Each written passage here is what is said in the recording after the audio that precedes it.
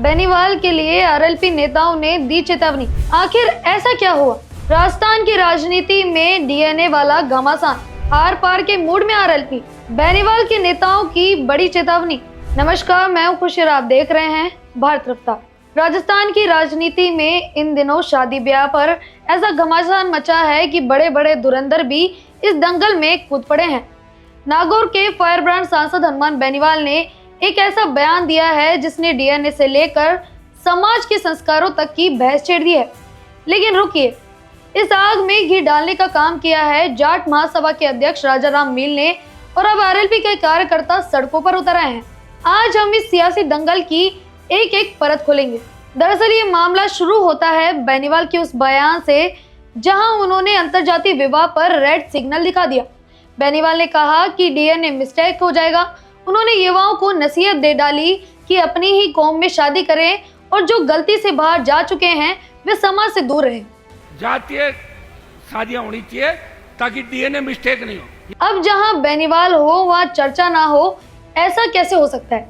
लेकिन इस बार मोर्चा संभाला है जाट समाज के दिग्गज राजाराम मील ने। मील साहब ने तो यहाँ तक कह दिया कि बेनीवाल को मुख्यमंत्री पद के लायक समझना ही गलत है। उन्होंने बेनीवाल की तुलना में सतीश पूनिया और डोटासरा को बेहतर बता दिया। इतना ही नहीं, मील ने बेनीवाल के पुराने आरोपों का कच्चा चीटा खोलते हुए उन्होंने उसे भिखारी तक कह डाला। भिखारी की तरह लगे रहते हैं। बस फिर क्या था?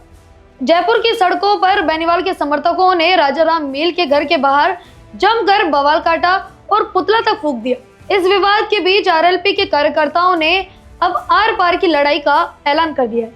शुक्रवार को महावीर प्लाजा में आयोजित कार्यक्रम में विजय पूनिया और युवा नेता देवेश चौधरी ने विरोधियों को सीधी चेतावनी दी है।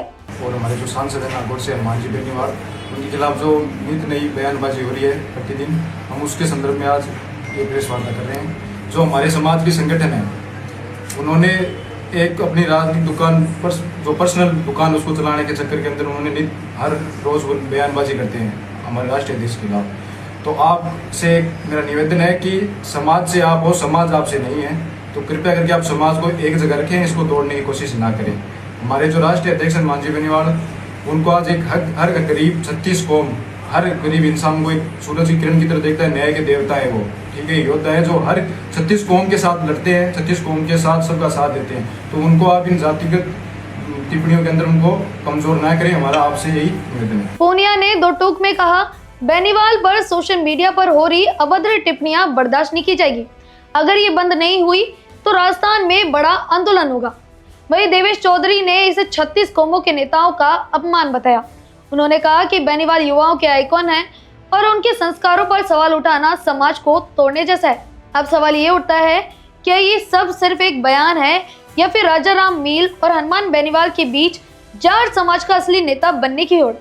एक तरफ मुकेश बाकर जैसे युवा नेता अंतर्जातीय विवाह कर समाज को नया संदेश दे रहे हैं, तो दूसरी तरफ बेनीवाल डीएनए की रक्षा की बात कर रहे हैं। गहलोत और वसुंधरा के बाद अब राजस्थान की राजनीति में मील बनाम बेनीवाल का ये नया चैप्टर क्या मोड़ लाएगा? क्या बेनीवाल का ये कट्टर स्टैंड उन्हें युवाओं से दूर करेगा या उनकी वोट बैंक की जड़ें और मजबूत करेगा? राजस्थान की राजनीति अब काम से ज्यादा कौम और शादी के इर्द गिर्द घूम रही है। क्या आपको लगता है कि एक नेता को किसी की निजी पसंद और विवाह पर अभद्र टिप्पणी करनी चाहिए या फिर राजाराम मील का पलटवार जायज था? हमें कमेंट में अपनी राय जरूर बताएं और बने रहें भारत रफ्तार के साथ।